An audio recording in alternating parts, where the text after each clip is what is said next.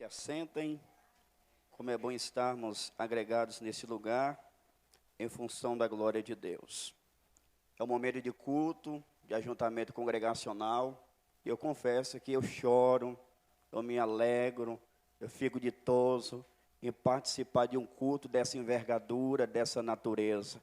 Graças a Deus, a enologia da igreja polida, os irmãos cantando em espírito e em verdade.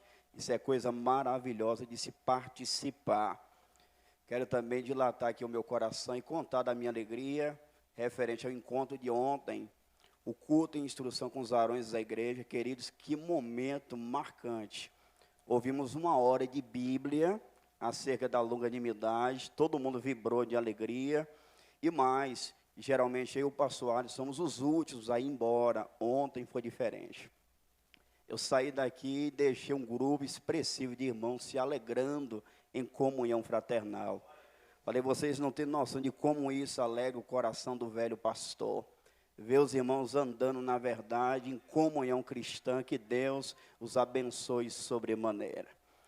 Pois bem, hoje será o segundo sermão do livro do profeta Malaquias, e o tema da passagem é o amor de Deus pelo seu povo.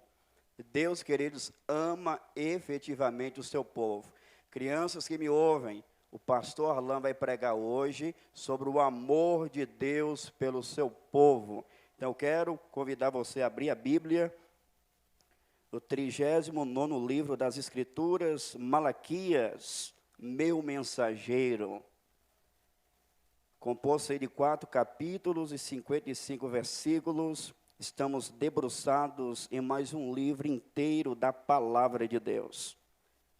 Malaquias, capítulo 1, dessa feita, os versículos 2 ao 5, o amor de Deus pelo seu povo. Lemos sem demora. Eu vos amei, diz o Senhor, mas vós dizeis, em que nos amaste? Não foi Esaú irmão de Jacó? Disse o Senhor, todavia amei a Jacó e aborreci a Esaú. E fiz os seus montes uma assolação, e dei a sua herança aos dragões do deserto. Ainda que Edom diga, empobrecidos somos, porém tornaremos a edificar os lugares desertos. Assim diz o Senhor dos exércitos, eles edificarão, e eu destruirei. Eles chamarão termo de impiedade, povo contra quem o Senhor está irado para sempre. E os vossos olhos o verão e direis, o Senhor seja engrandecido desde os termos de Israel. Até aqui a leitura da prevalecente palavra de Deus. Me ouça com atenção. A mensagem central do livro do profeta Malaquias consiste basicamente em uma reprimenda, em uma repreensão, em uma acusação contra Israel. Isso fica bem claro no capítulo 1, versículo 1, onde lemos: peso, sentença da palavra do Senhor contra Israel pelo ministério de Malaquias. Como aprendemos no domingo passado com o pastor Arlen, o livro do profeta Malaquias, apesar de ser um livro profético, ele está organizado em forma de debates. Deus chama o seu povo para uma audiência. E aqui no texto, ora lido, Israel é acusado de questionar o amor de Deus. O povo de Deus, o povo da aliança, é acusado de ignorar o amor de Deus.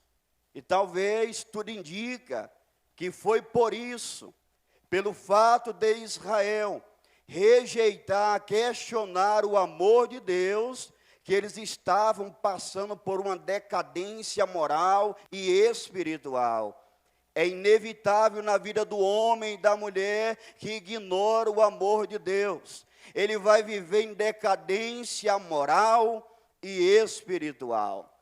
E é interessante que esses debates com os quais o livro está estruturado, tem basicamente 3 partes. Uma declaração, um questionamento e um argumento. Deus declara algo, O povo questiona e Deus argumenta a favor da sua declaração. É isso que lemos no texto referenciado. No versículo 2, parte A, Deus faz uma declaração. Deus declara o seu amor por Israel. Em segundo lugar, versículo 2, parte B, Israel questiona o amor de Deus. Versículo 2, parte C, até o versículo 5, Deus argumenta a favor do seu amor por Israel. Vamos então por partes expor essa preciosa porção das Escrituras. Primeiro, Deus declara o seu amor pelo seu povo. Veja aí comigo o início do versículo 2, por favor. Eu vos amei, diz o Senhor. Notem que Deus está declarando em alto e bom som o seu amor para com a nação de Israel. A Bíblia diz em 1 João 4:8, que aquele que não ama não conhece a Deus, porque Deus é amor. E esse Deus que é amor, Ele amou a Israel. Sim, de todas as famílias da terra, conforme Amós capítulo 3, versículo 2, Deus conheceu somente a Israel. Deus só teve comunhão com Israel. Deus escolheu a Israel. No Salmo de número 135, verso 4, nos é dito: porque Deus escolheu para si Jacó e a Israel para seu tesouro peculiar. Notem, Deus escolheu, Deus selecionou para si a nação de Israel. Mas você pode se perguntar, será porque Deus escolheu a Israel? Será que Israel era merecedor? Será que Israel era um povo imponente, poderoso, que levou Deus a escolhê-lo? Certamente não. Conforme Deuteronômio capítulo 7, versículos 7 e 8, Deus escolheu Israel porque Deus amou a Israel. Deus escolhe esse povo porque Deus o amou. Israel, queridos, sabia muito bem que Deus o amava. Através das obras de Deus, o amor de Deus pelo povo estava em evidência. O próprio Deus, além de atos poderosos que revelaram o seu amor pela nação, Deus de tempo em tempo declarava em palavras o seu amor para com Israel. Esse povo outrora ficou cerca de 430 anos no cativeiro egípcio. Deus, por amor, levanta Moisés e liberta o povo do cativeiro, com braço forte e com mão estendida. Esse povo viu Deus enviar no Egito 10 pragas, 10 prodígios, evidências do amor de Deus para com Israel. Israel também contemplou o mar vermelho se abrindo em duas partes, e o povo passou por ali em terra seca, evidência do amor de Deus. Esse povo contemplou água brotar da rocha, águas amargas se tornarem águas potáveis, evidências do amor de Deus.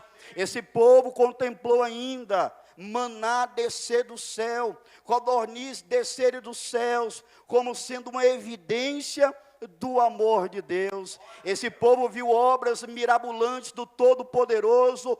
O Rio Jordão se abre em duas partes, tal qual o Rio Jordão, porque Deus ama Israel. Mas além das obras mirabolantes de Deus a favor desse povo, Deus de tempo em tempo declarava o seu amor por ele. Deus, diferente de muitos de nós que temos receio de abrir o coração, dilatar a alma e dizer eu te amo, de tempo em tempo, Deus bradava pelos profetas e dizia aos tímpanos dos filhos de Israel: eu amo vocês. Em Jeremias 31, versículo 3, há muito que o Senhor me apareceu dizendo, eis que com amor eterno te amei, também com amorável benignidade te atraí. Deus está dizendo a Jerusalém, eu amo vocês, meu povo. Oséias, no capítulo 11 do seu livro, versículo 1, ele foi usado pelo Senhor que disse a Israel, quando Israel era menino, eu o amei, e do Egito chamei o meu filho. Deus ama a Israel. E é interessante observar que o verbo usado por Malaquias para amei, ele envolve 3 tempos, passado, presente e futuro. Deus não só amou Israel um dia, Deus o ama sempre. Isso é tão verdade que o nome de Deus usado aqui, Senhor, nós temos aqui a expressão Senhor em letras garrafais, letras maiúsculas, porque nós temos aqui a tradução do nome pessoal do Altíssimo, aquele que é, que era, que há de vir, o Todo-Poderoso. Quando Deus diz, eu vos amei, diz o Senhor. Aqui está o nome pessoal de Deus, o Deus da aliança, o Deus que fez um pacto, o Deus que fez o concerto com o seu povo. Ele usa esse nome para fortalecer o fato que amou Israel um dia e continuava amando o seu povo. Deus está dizendo, eu vos tenho amado. É um amor no passado, no presente e também no futuro. É interessante que esse verbo que abarca esses 3 tempos faz justiça ao fato que Deus continua até hoje amando a nação de Israel. Embora a nação de Israel rejeitou Jesus como Messias, sim, ele veio para o que era seu, mas os seus não o receberam. Ele disse em Mateus 23, 37, Jerusalém, Jerusalém, que matas os profetas. Enfim, Israel como nação rejeitou Jesus como sendo o Messias, o rei de Israel. Mas apesar disso, Deus tem um plano futuro para a nação de Israel. Porque Deus amou no passado, ama no presente e amará no futuro. Isso é tão verdade que Romanos capítulo 9, 10 e 11, o que temos ali? Capítulo 9, eleição de Israel. Capítulo 10, rejeição presente de Israel. Capítulo 11, restauração de Israel. O apóstolo Paulo, queridos, orava por Israel. No capítulo 10 de Romanos, versículo de número 1, ele diz, irmãos, o bom desejo do meu coração e a oração a Deus por Israel é para a sua salvação. Guarde isso aqui. Paulo está orando pela salvação de quem? De Israel. Isso implica em 2 coisas. Em primeiro lugar, Israel não é a igreja. Porque se Israel fosse a igreja, Paulo estaria orando pela salvação da igreja, mas a igreja já foi salva.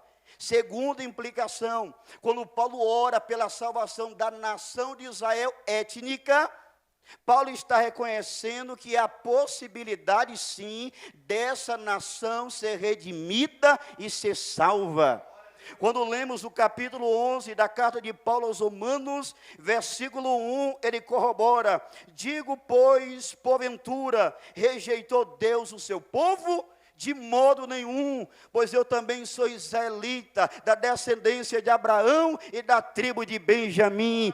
Deus tem um trato futuro com a nação de Israel.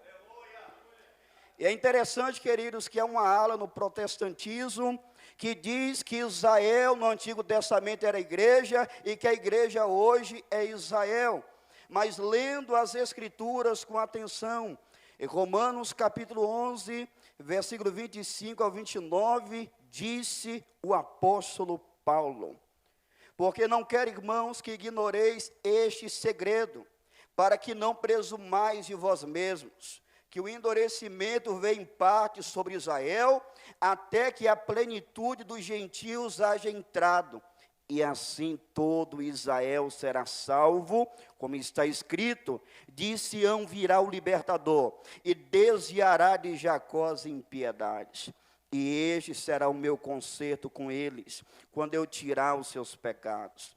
Assim que quanto ao evangelho, são inimigos por causa de vós, mas quanto à eleição, amados por causa dos pais, porque os dons e a vocação de Deus são sem arrependimento. Então vejam, eu vos tenho amado, isso é fato, amou no passado, ama no presente, amará no futuro.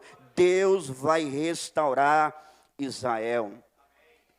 Mas é interessante destacar que nessas alturas você pode estar se perguntando, e daí Deus amou Israel, o que isso tem a ver comigo hoje e agora? Muita coisa.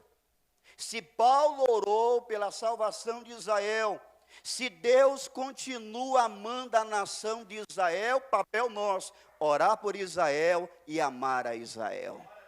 Inclusive, no Salmo de número 122, verso 6, nos é dito, orai pela paz de Jerusalém, prosperarão todos aqueles que te amam. Você deve amar Israel, você deve orar pela paz de Jerusalém. E outro detalhe, assim como Deus amou e ama Israel, guarde isso aqui, Deus também ama a sua igreja. O amor de Deus por Israel envolve passado, presente e futuro? Sim, de igual modo. O amor de Deus para com a igreja abarca passado, presente e futuro. Israel rejeitou a Jesus como Messias.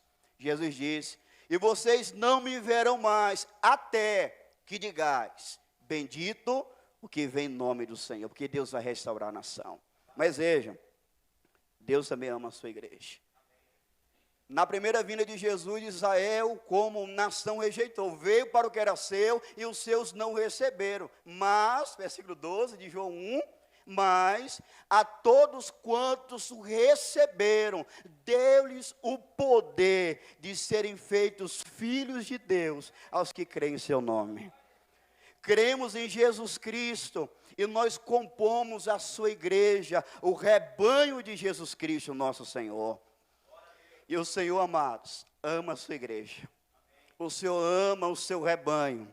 Jesus ama a sua noiva. O apóstolo Paulo, falando a respeito dos deveres maritais, em Efésios 5, 25, ele diz, e vós, maridos, amai as vossas mulheres, como também Cristo amou a igreja e a si mesmo se entregou por ela.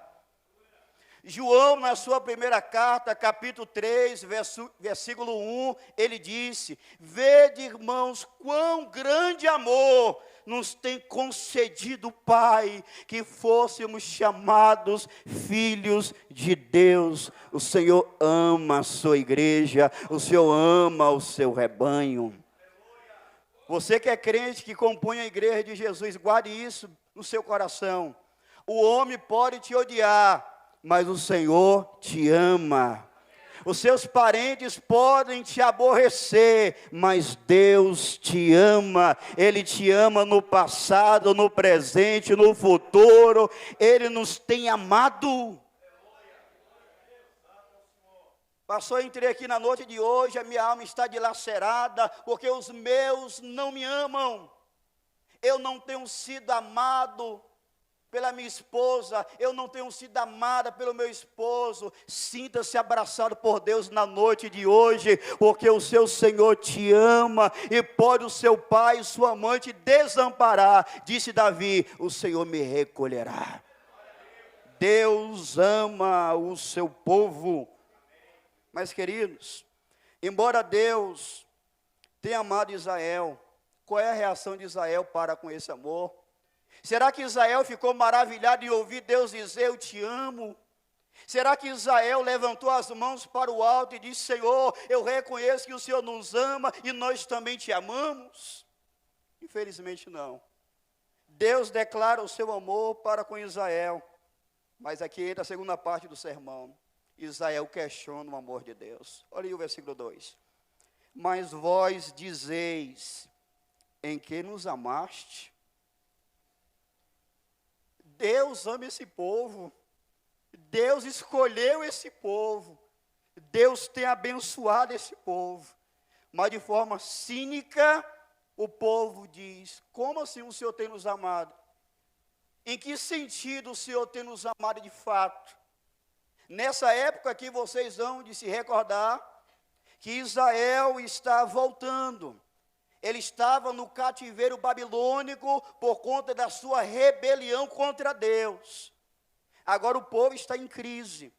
O povo havia desfrutado um grande avivamento espiritual por intermédio de Esdras e Neemias, mas agora o povo está em crise ainda. O povo está passando perrengue e dificuldade. E o povo associava o amor de Deus a bens materiais. O povo associava o amor de Deus à falta de dificuldade. Como eles estavam passando por crise, dificuldade e sofrimento, eles mediam o amor de Deus com base nisso. E diziam, como assim Deus tem nos amado? Olha só a nossa situação. Veja o nosso cenário, o nosso contexto. Veja o que nós temos vivenciado. Como assim? Aonde está o amor de Deus? Queridos, aqui é necessário darmos uma pausa para pensarmos um pouco nesse questionamento. Porque Israel tem provas cabais do amor de Deus, declarações intensas do amor de Deus, mas o povo de forma cínica está perguntando, em quem nos amaste? Eu vejo aqui que o neopentecostalismo, que a igreja local faz frente, encontra aqui base para suas práticas errôneas. Porque o neopentecostalismo prega que se você é crente, você não pode sofrer. Se você é crente, você não pode estar passando por dificuldade financeira. Se você é crente, você tem que ser rico. Se você é crente, você tem que comer do bom e do melhor. O neopentecostalismo certamente bebeu dessa postura mundana e irreverente da nação de Israel nessa época. Porque o povo está medindo o amor de Deus com base em bens materiais. E é isso que muitos estão fazendo em nossa contemporaneidade. Pessoas que falam, se Deus me ama, eu tenho que conquistar. Se Deus me ama, eu tenho que obter. Isso é palavrório. Os neopentecostais ainda dizem, olha, se você é crente, está passando por sofrimento, por enfermidade, se você está passando por crise financeira, o problema é seu. Eles dizem que é falta de fé na vida do crente. E as pessoas vivem desesperadas. As pessoas confiam nessa liderança. As pessoas acreditam que eles são homens de Deus. E eles ouvem essas palavras. E muitos vivem cabisbaixos, com complexo de inferioridade. Eu não tenho fé. Eu não creio em Deus de verdade. Mas ouçam-me com atenção. Isso não passa de falácia. Isso não passa de heresia. Por quê, pastor? Porque na Bíblia Sagrada, a mesma fé que te leva a ter vitórias gigantescas da parte de Deus, também pode te levar às experiências mais dolorosas. Sim, a mesma fé que nos leva a grandes experiências de vitórias e conquistas, também nos leva a desafios, a provações. E eu quero provar, com base na Bíblia, me ouçam com muita atenção. Hebreus, capítulo de número 11, versículo 35 e diante. Diz assim um texto bíblico. As mulheres receberam pela ressurreição seus mortos, pela fé. Uns foram torturados, não aceitando o seu livramento para alcançarem uma melhor ressurreição. E outros experimentaram escárnios e açoites e até cadeias e prisões. Veja, é o capítulo da fé. Pela fé, vou voltar um pouco no 32 para vocês entenderem melhor. Pela fé, e que mais direi? Faltar-me-ia o tempo contando de Gideão e de Baraque, e de Sansão, e de Jefté, e de Davi, de Samuel e dos profetas, os quais pela fé venceram reinos, praticaram a justiça, alcançaram promessas, fecharam as bocas dos leões, apagaram a força do fogo, escaparam do fio da espada, da fraqueza tiraram forças, na batalha se esforçaram, puseram em fugir os exércitos dos estranhos. As mulheres receberam pela ressurreição seus mortos, aí entra agora, pela mesma fé, uns foram torturados, não aceitando o seu livramento para alcançar uma melhor ressurreição, e outros, pela mesma fé, experimentaram escárnios e açoites e até cadeias e prisões, foram apedrejados, cerrados, tentados, mortos a fio de espada, andaram vestidos de peles de ovelhas e de cabras, desamparados, aflitos e maltratados, homens dos quais o mundo não era digno, errantes pelos desertos e montes e pelas covas e cavernas da terra. Vejam, a mesma fé que levou uns à grande vitória, levou outros a morrerem por causa dessa fé. Então, o neopentecostalismo herético, e também quando eles dizem que é falta de fé, não passa de palavrório, porque pela mesma fé alcançamos vitória, mas passamos por grandes provações. Pois bem, Israel está questionando o amor de Deus. Em que nos amaste? Quando Israel questiona o amor de Deus, queridos, Israel faz duas coisas. Em primeiro lugar, Israel ignora o fato de que o que eles estavam passando era apenas uma consequência prolongada da sua rebelião. Deus não tem culpa, irmãos. Deus abençoou o povo, mas o povo se rebelou. Agora o povo está colhendo o que plantou. Vocês se lembram que o pastor Ali mencionou domingo passado, Jeremias 2, versículo 13, porque o meu povo fez duas maldades, a mim me deixaram o manancial de águas vivas e cavaram cisternas rotas que não retêm as águas. Israel deixa o Deus vivo e recorre à idolatria. Agora, por conta disso, Deus ele prometeu no livro de Jeremias, capítulo de número 25, versículo 11, que o povo ficaria 70 anos em cativeiro. E toda esta terra virá a ser um deserto e um espanto, e estas nações servirão ao rei da Babilônia 70 anos. Então o povo peca, se afasta de Deus, Deus aplica a disciplina, e agora o povo está questionando o amor de Deus. Esse povo tem que arcar com as consequências. Esse povo tem que encarar o problema de frente e dizer, se estamos passando por isso, é porque nós mesmos provocamos. E aqui eu quero chamar a atenção da fraternidade para esse fato. Devemos ter cuidado com as nossas decisões, devemos ter cuidado com os nossos pecados, porque a consequência deles pode ser prolongada. Deus pode te perdoar, Deus pode te purificar, mas a consequência prolongada você vai ter que arcar. Os irmãos, a diaconisa Jamila e o diácono Messias estão pregando o livro de Ruth. O que aconteceu ali, qual é o enredo principal? O povo de Judá, o povo de Deus pecou. Deus despejou o juízo, mandou fome em Belém da Judéia. Cidade do pão está agora em falta de pão. Uma família, Elimeleque, Noemi, seus filhos Malom e Quilion, deixaram Belém da Judéia e foram peregrinar em Moabe. Vejam, Deus disciplinou. Deus queria que essa família, como os demais, viesse se arrepender, viesse retratar, mas não, eles tentaram fugir e se precipitaram. Eles foram para uma terra inimiga do povo de Deus, um lugar que profanava o nome de Deus, que não honrava o nome de Deus. Saíram da bênção e foi para Moabe. As consequências, vocês têm aprendido com Jamila e Messias, trágicas. O patriarca morreu. Malom e Quilion se casaram com mulheres estrangeiras. O que aconteceu na sequência? Ambos morreram. Noemi perde um marido e agora os seus 2 filhos. São decisões impensadas, decisões inconsequentes, pessoas que querem tomar a direção da sua vida como se não tivesse Senhor na sua vida, e lá na frente pode se arrepender e Deus perdoar, sim, mas vão ter que sofrer com os danos da agonia, porque por vezes a consequência é prolongada. Deus perdoa, purifica, mas agora o povo deve desfrutar a consequência de forma delongada. Então, quando Israel questiona o amor de Deus, em primeiro lugar, eles estão ignorando que o sofrimento era uma consequência dos seus próprios pecados. Segundo, quando eles questionam o amor de Deus, eles também deixam de amá-lo. Uma vez que eles rejeitam e ignoram o amor de Deus, aí também eles deixam de amar a Deus. A Bíblia diz em Deuteronômio 6, 4 e 5, ouve Israel, o Senhor nosso Deus é o único Senhor, amará, pois, o Senhor teu Deus de todo o teu coração, de toda a tua alma e de todo o teu poder. Esse é o primeiro e grande mandamento. Israel negligenciou. Agora o povo não ama Deus também não. E isso é tão verdade que o povo cometeu coisas terríveis.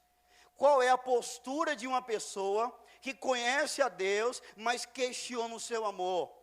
Será que o estilo de vida vai ser dos melhores? Não.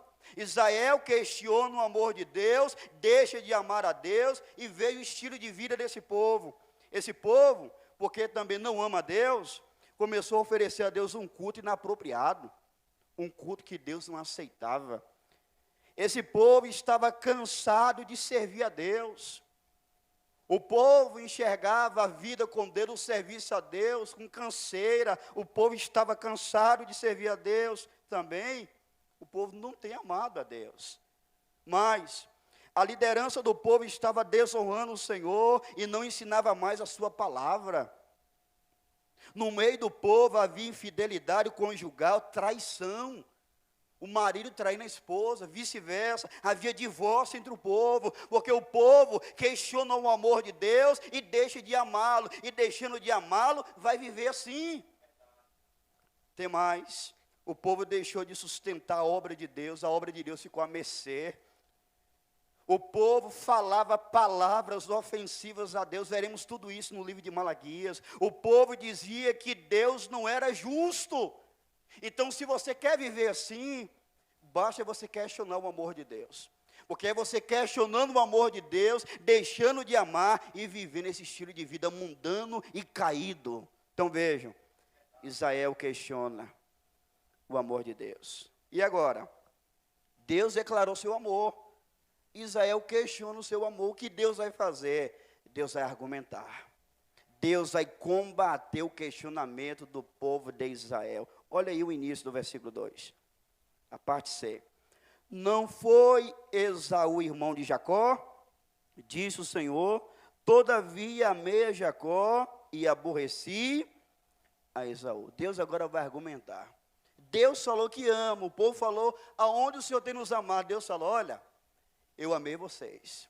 Eu poderia ter escolhido Esaú, o pai dos edomitas, mas eu escolhi Jacó, vosso pai. Eu amei a Jacó e aborreci a Esaú. A prova de Deus, olha, a prova que eu amo vocês está na minha escolha. Entre Jacó e Esaú, eu quis escolher Jacó, de quem vocês descendem. Eu amo vocês sim. A maior prova do meu amor para com vocês é o fato que eu escolhi o pai de vocês e vocês nele. Deus está argumentando. Nessas alturas você pode estar indagando, eu não entendi nada, pastor. A Bíblia diz que Deus é amor e Deus ama um e odeia o outro. Deus ama Jacó e aborrece a Esaú, como assim? Irmãos, nós temos aqui uma expressão idiomática hebraica. É um contraste entre amor e ódio. O texto está dizendo que Deus amou mais a Jacó do que a Esaú. O texto não está dizendo que Deus, ele preteriu, que Deus falou, não, olha, eu vou escolher e salvar Jacó, e Esaú vai perecer, até porque a escolha de Deus se deu no ventre de Rebeca. Rebeca, ela ficou afoita, angustiada, porque os gêmeos na barriga dela, Esaú e Jacó, brigavam. E ela orou ao Senhor perguntando porque Deus falou que a partir do ventre, que desde o ventre dela, duas nações surgiriam. E o maior serviria o menor. Desde o ventre, Jacó não fez nada de bom nem de mal. Esaú também não, mas Deus já havia escolhido o menor, que nasceu por último. Aquele que, quando saiu primeiro Esaú, quando saiu Jacó, ele estava seguro na perna do seu irmão. Ele recebeu o nome de Jacó, suplantador, enganador, mentiroso. E lá em Gênesis 32, quando Jacó passa o val de Jaboque, ele luta com o anjo, ele persevera com o anjo. E Deus diz, olha, você agora não vai se chamar mais Jacó, mas Israel. Deus transformou aquele homem. Israel descende não de Esaú, mas de Jacó, o seu servo, de Israel, o seu servo. Então veja, Deus está provando, Deus está argumentando. Eu amo vocês sim. Veja a minha escolha. Ao invés de escolher o pai dos edomitas, Esaú, eu escolhi o pai dos israelitas, Jacó. Então, Deus está provando, argumentando o seu amor para com Israel. É interessante notar que com o passar do tempo, os descendentes de Esaú, queridos, se levantou contra a nação de Israel. É por isso que no finalzinho do versículo 3, olha aí comigo o versículo 3. E aborrecia Esaú e fiz dos seus montes uma assolação e dei a sua herança aos dragões do deserto. Deus aqui está apenando os descendentes de Esaú. E você pergunta, como assim? O que eles fizeram? O que eles fizeram não foi pouca coisa não, irmãos. O povo de Edom não deixou Israel passar pelas suas terras quando Israel estava peregrinando no deserto. O povo de Edom tinha uma inimizade perpétua contra Israel, disse Ezequiel. Edom se alegrava com as calamidades que aconteciam em Israel, conforme o Salmo 137. Edom perseguia Israel à espada, conforme Amós capítulo 1, versículo 11. Deus agora vai punir. Israel não ficou 70 anos no cativeiro, Judá, Jerusalém, só que voltou. E agora o que vai acontecer com os descendentes de Esaú, os edomitas? Eles também vão ser prejudicados, a terra será assolada e Deus assegura que esse povo não voltará mais para a sua terra.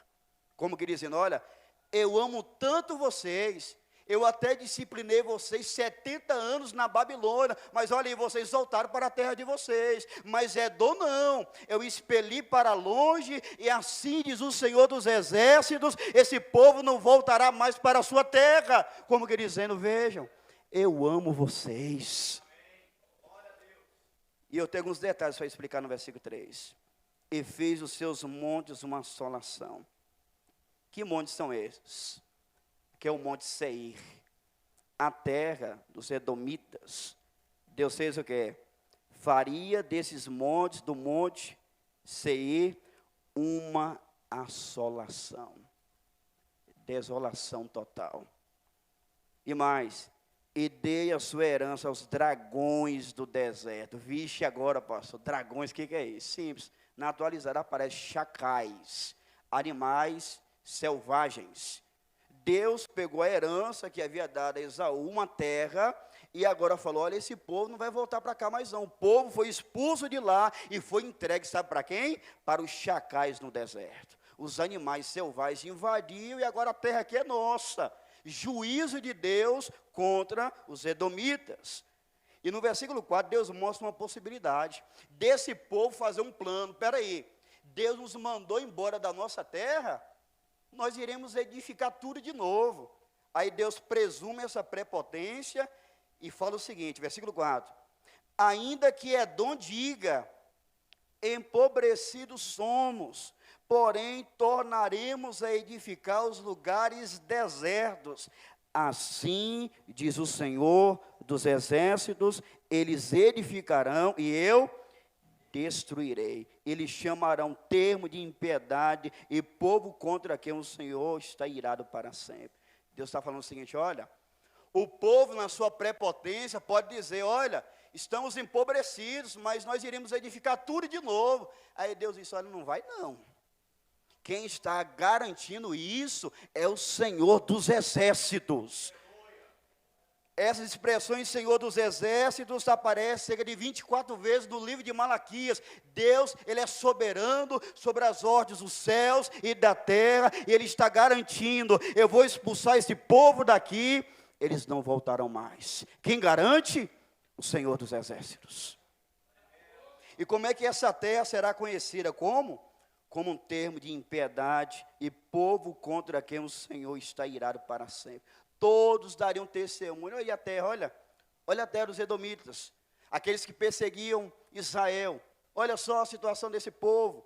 Deus se irou para sempre contra esse povo. E no versículo 5, amados, Deus, Ele mostra que Israel seria testemunha disso. Um povo que olharia para a situação dos edomitas e iria engrandecer o seu nome. Olha o versículo 5. E os vossos olhos o verão. Você, Israel, que estão questionando o meu amor, vocês mesmos verão. Os edomitas não vão voltar para a sua terra mais não. E os vossos olhos o verão e direis: o Senhor seja engrandecido desde os termos de Israel. Então nós temos a declaração: eu amo o meu povo. Nós temos o questionamento: aonde está o seu amor, Deus? Nós temos o argumento, a prova: eu tenho amado vocês no fato de ter escolhido Jacó e não Esaú. Queridos, vocês que me ouvem nessa hora, eu tenho uma aplicação para fazer ao vosso coração.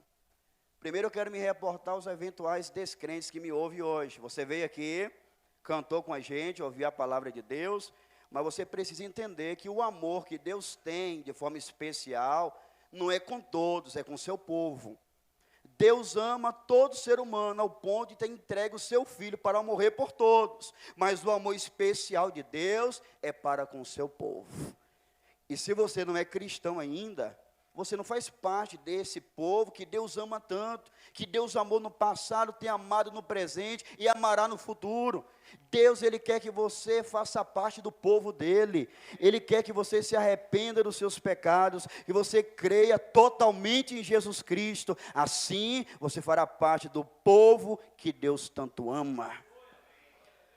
Aos crentes que me ouviram com atenção nessa hora, a mensagem central é o amor de Deus pelo seu povo.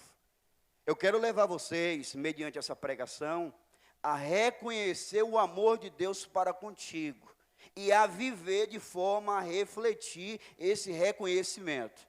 Não é apenas um reconhecimento mental, é você reconhecer o amor de Deus para contigo, mas viver de forma a expressar tal reconhecimento. Eu te pergunto, você reconhece que Deus te ama? Ou você tem feito como Israel, questionado, murmurado, lamentado? Você precisa reconhecer o amor de Deus para com a sua vida. A maior evidência do amor de Deus para com a igreja reside no fato de que Jesus Cristo, sendo Deus, se fez homem e morreu na cruz para nos salvar. Você precisa olhar para esse fato e admitir, reconhecer de fato: eu posso estar passando por momentos difíceis, mas Deus me ama.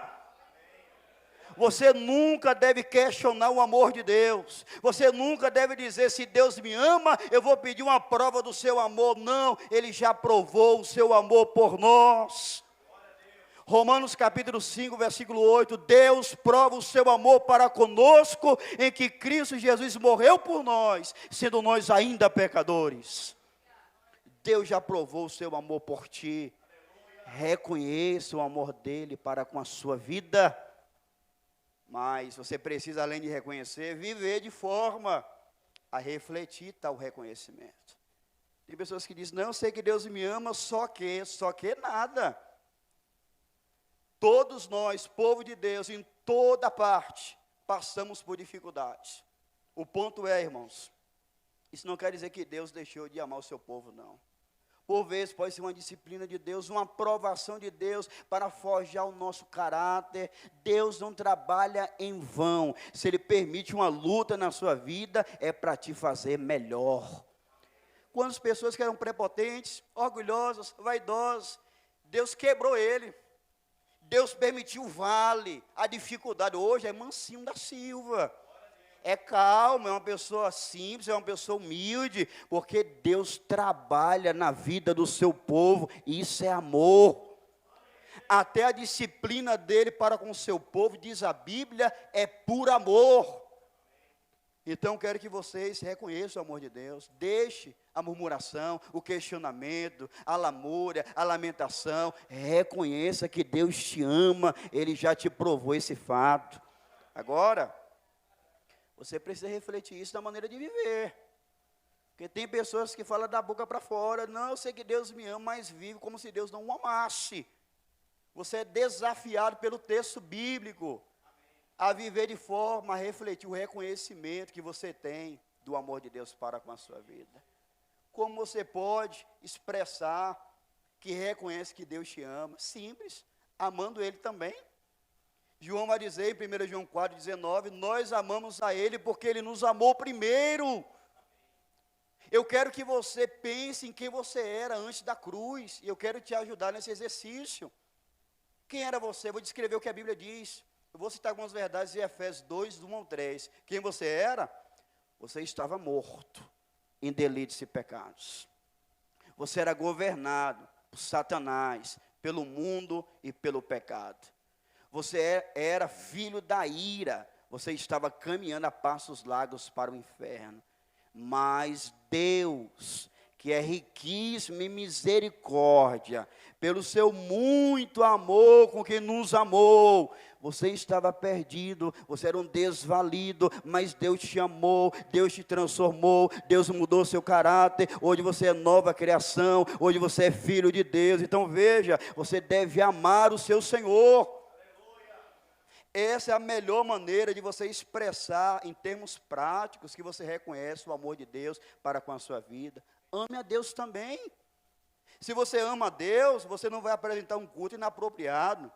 Se você ama a Deus, você não vai sentir canseira em servir a Deus. Se você ama a Deus, os líderes que amam a Deus não vão desonrá-lo e vão ensinar a sua palavra ao povo. Se você ama a Deus, você não vai ser infiel no seu casamento e não vai optar pelo divórcio. Se você ama a Deus, você vai sustentar a obra de Deus. Se você ama a Deus, você vai deixar todas as palavras ofensivas a Deus e vai louvar a Deus. Se você ama a Deus, você nunca vai dizer que Deus é injusto, você vai dizer, Deus é justo. Então vamos para casa com essa mensagem. O amor de Deus pelo seu povo. Deus me ama, Deus te ama também. Aplauda o Senhor.